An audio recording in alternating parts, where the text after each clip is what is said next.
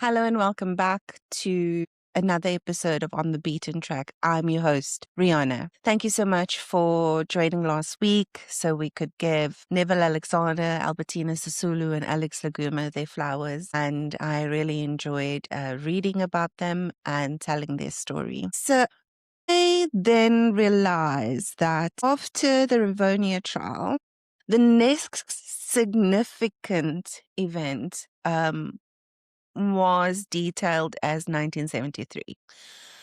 And I was like, but what happened in between then? I wanted to look at the period between 1965 and 1972 and understand what happened there. So I have put something together. I think it might go over 2 episodes. I'll record it as one and split it off if I need to.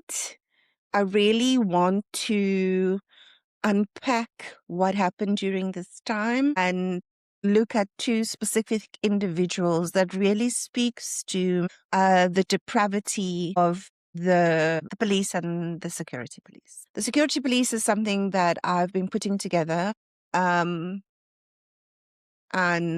it's something that I will eventually speak to. I've really been struggling to understand where to position it because it's just years and years of brutalization. And I didn't want to put it somewhere when we haven't really gotten to the end of the brutality.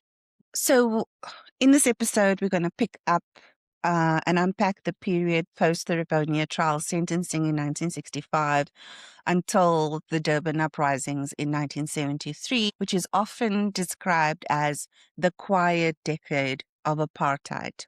We look at what was happening in the country and underground. 1965 is often described as a quiet year in South African history. There were no mass protests, there were no dramatic trials, and no international headlines like Sharpeville and Rivonia. But silence in South Africa was never accidental. It was engineered. In 1965, the apartheid state consolidated its power not through spectacle, but through law, fear, bureaucracy, and routine violence. What had been built in theory during the 90s was now hardened into an everyday reality. We will look at how apartheid learned to rule without resistance in the streets and what that silence cost the country. So post the Rivonia Trial, the liberation movements were broken, at least on the surface. The leadership of the African National Congress and its allies were imprisoned, exiled, or underground. Men like Walter Sisulu, Nelson Mandela, and Governor Mbeki, and others were now confined to Robben Island. The apartheid state had achieved something rare in modern history. It had decapitated an opposition movement without triggering civil war. But victory created a new problem. How do you rule after you've crushed visible resistance? The answer in 1965 was consolidation.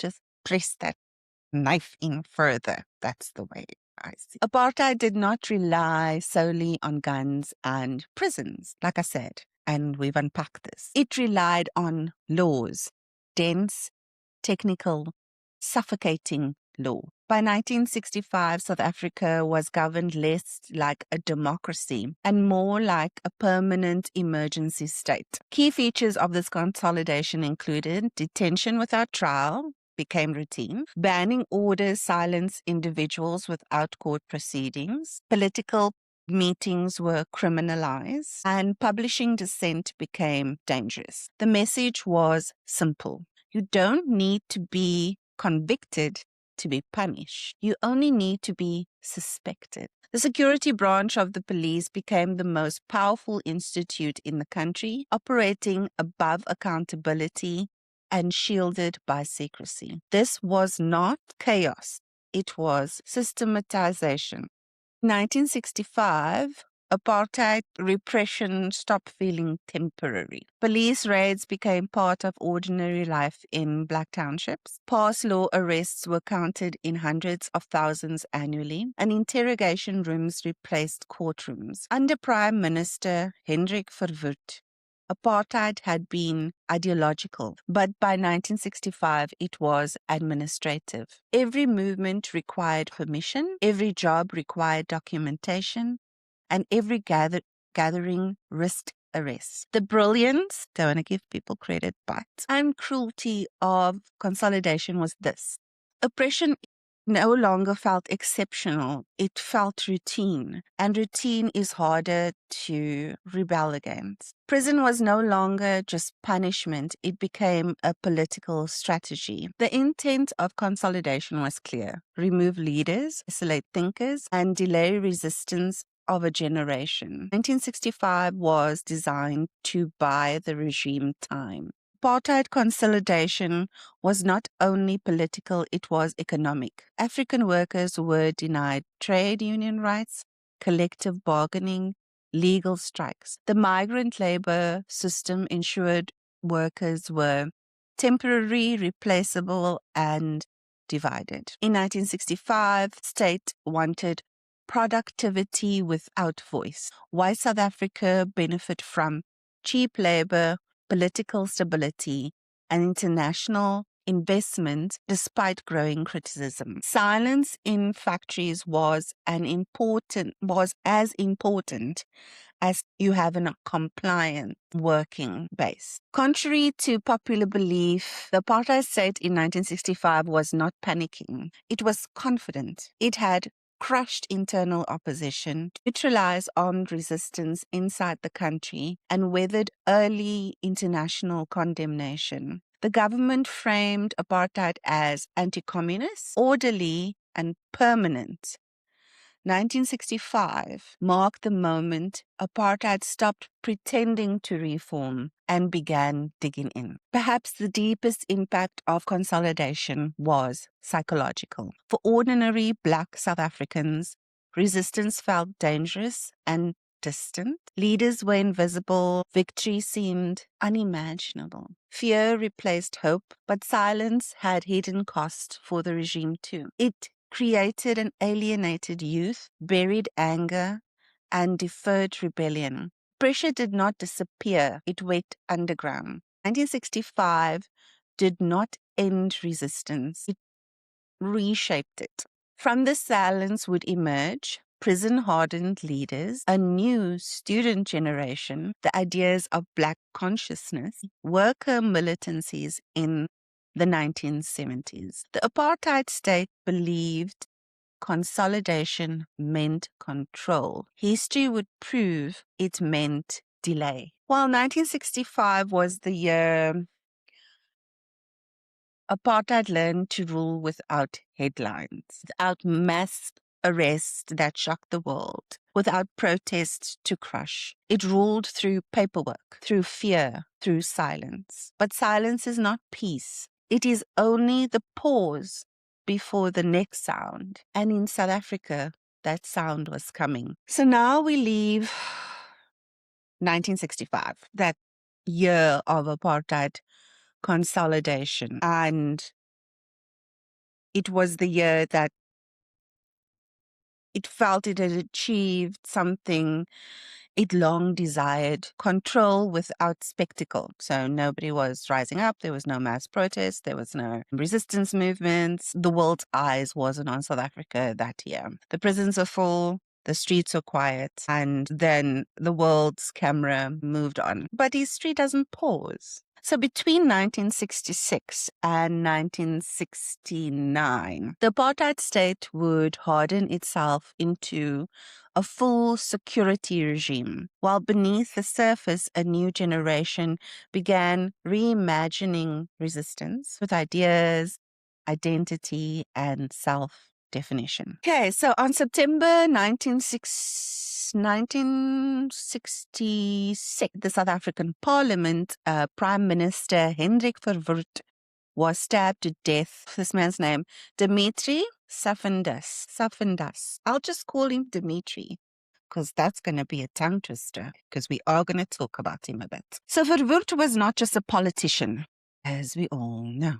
He was the intellectual architect of apartheid, the man who believed racial separation was not cruelty, but destiny. This assassination sent shockwaves through white South Africa. But here's the paradox. Instead of weakening apartheid, Verwoerd's death strengthened it. There were no reforms, no reflection, only more consolidation. Let this be a lesson to other countries currently. So let's talk about the assassination of Hendrik Verwoerd, because it is very interesting. Okay. So on that morning in September of 1966, the most powerful men in South Africa sat in parliament. Verwoerd had survived protests, international condemnation, and mass resistance. He did not expect that his death would come from inside the chamber. When Verwoerd was stabbed to death at his seat, that's right, apartheid lost not just a leader, but it lost its chief ideologue. Now we ask not only how he died, but what his death meant. Verwoerd was not a military strongman. He was an intellectual, sociologist by training, a bureaucrat by temperament, and an ideologue by conviction. As Prime Minister from 1958 to 1966, he systematized apartheid into a coherent state doctrine. So, racial separation became permanent policy. Black South Africans were stripped of citizenship. Bantu stands were framed as self-determination. Verwoerd did not see apartheid as cruelty. He saw it as order. He believed racial separation, like I said, was not cruelty, but destiny. By the mid-1960s, the apartheid state appeared secure. The ANC and PAC were banned. Leaders were imprisoned or exiled. The security branch dominated internal opposition. International criticism grew, but sanctions were limited. Verwoerd believed time was on his side. Resistance had been crushed, or so it seemed. Verwoerd, South Africa was a surveillance state. Security police monitored dissent. Detention without trial was normalized. Parliament was insulated from the public. Ironically, this sense of control bred complacency. The state guarded the streets, but did not imagine danger inside its own sanctum. So while they were in session on that day in September, you have your routine procedures, predictable order. A parliamentary messenger approached the Prime Minister. This was Dimitri. In seconds, he stabbed for 4 times, chest and neck. Verwoerd collapsed. Within minutes, he was dead. So you guys know that I'm a true crime girly. And as a true crime girly, stabbings is seen as very personal, because you have to go right up to the person and have to use the force of your body to push the blade into that person. And it is very personal crime. And generally, when somebody is stabbed multiple times, it is seen as a crime of passion. So yeah, that is my personal opinion. So let's talk about it. This guy comes up to him, stabs him 4 times. He collapses. The members of parliament frozen. Can't believe this is happening. We're policing the whole country. And this guy gets into the parliament building and gets close enough to stab the prime minister. So stab. It wasn't a bomb. It's not attack from outside. It's personal, immediate. Securities rushed in and Dimitri was arrested without resistance. The most guarded man in South Africa had been killed with a knife. The assassination appeared in Parliament during their time in front of the state itself. This was not random violence. It was a rupture in apartheid's mythology of total control. The system had been pierced not by an army, but by an individual. So who was Dimitri Tsafendas? That's all I got for you guys. He was born in Mozambique with a name like that. He's of Greek descent with African family ties. He lived a marginal life crossing borders, jobs, and identities. Under apartheid's racial classification, he was designated white. The designation gave him access. He had a documented history of mental illness. This fact became central to the state's narrative. But mental illness did not mean political ignorance. He had expressed hatred of apartheid, identified Verwoerd as its author, and spoke of injustice explicitly. Modern historians agree on a crucial point.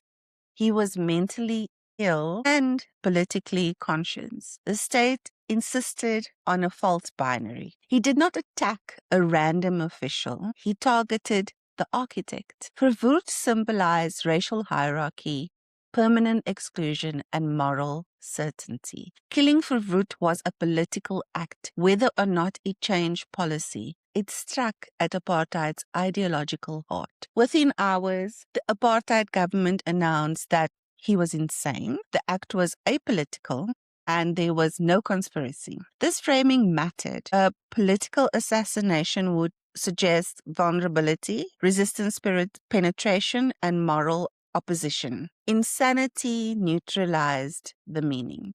Dimitri was declared unfit for trial.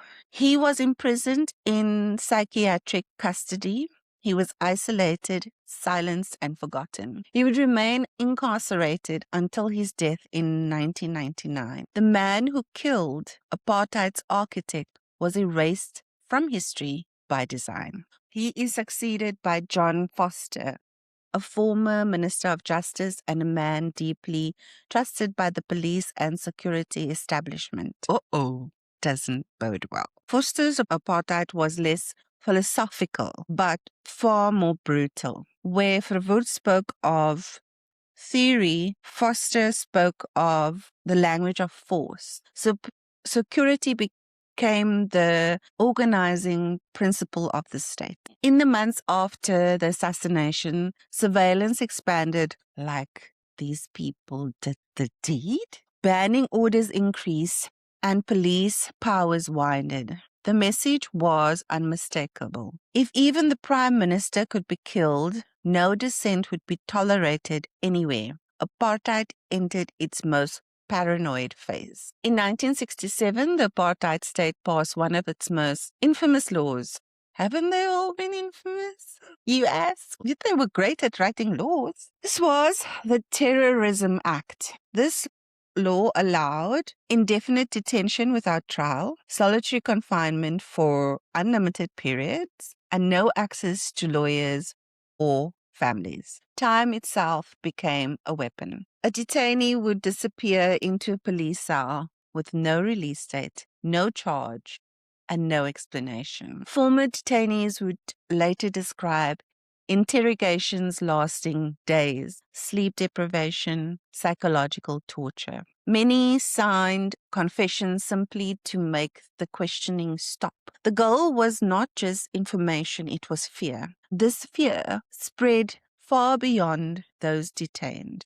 In 1968, the political life was still banned, but intellectual life could not be fully controlled. Black students at segregated universities began asking dangerous questions. Why were white liberals speaking for them? Why did liberation still depend on white approval? These questions would soon become revolutionary. Out of these discussions emerged a simple but radical idea. Black people must define themselves, not as victims, not as minorities, but as agents of their own liberation. This idea would soon have a name. In 1969, Black students broke away from white-dominated student bodies and formed the South African Students' Organization. At its center was Steve Biko. You're going to get to Steve. SASO rejected integration on unequal terms.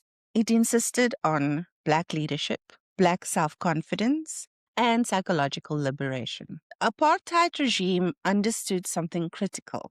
Armed resistance could be crushed, as protests could be banned, but ideas were harder to police. Black consciousness did not need weapons, it needed belief. By the end of 1969, student meetings multiplied, political education spread, a new generation found its voice. The silence of the 1960s was ending. Between 1966 and 1969, apartheid reached the height of its power. But power came at a cost. Over-reliance on repression, moral bankruptcy. People had to do these acts, right? Alienation of youth. The regime mistook control for legitimacy. Black consciousness would soon prove the difference. 1966, 1969 were years of tightening fists and clenched jaws. Y'all know what I'm talking about. Apartheid believed it had mastered time, that it could rule indefinitely through fear and law. But history was already shifting. The prisons were educating leaders. The campuses were awakening minds. The workers were watching. The silence was not peace. It was preparation. I was just busy editing this episode when I realized the episode just stopped. There was no recording of a summation of the episode, a goodbye, something. No, I think because I was still contemplating whether I was going to split these two episodes. I don't know, my brain just went, I won't do an ending.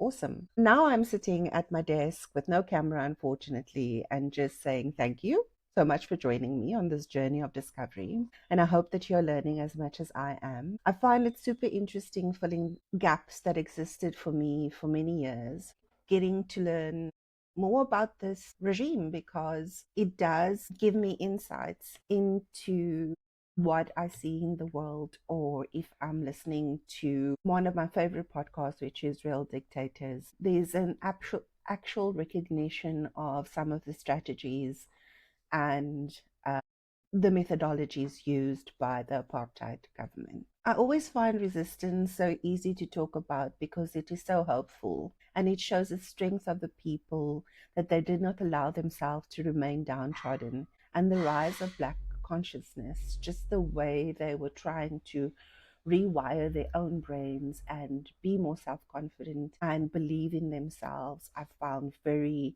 amazing to break the psychological indoctrination and internalized racism that people in these types of regimes start taking on. Next week, we're going to be talking through the period just before the Durban uprising, which is one of my favorite events to talk about because it was so super interesting and how it occurred. So I'm so excited to bring you guys that. But next week we are going to be doing the period of 1970 to 1972. Thank you for being here. Remember, if you're not subscribed, check if you subscribed, and please subscribe and tickle that like button. Comment below if there's anything that you found super interesting or you feel like I didn't cover enough or want to cover more. I really, really appreciate any feedback, and I mean that even if it's negative.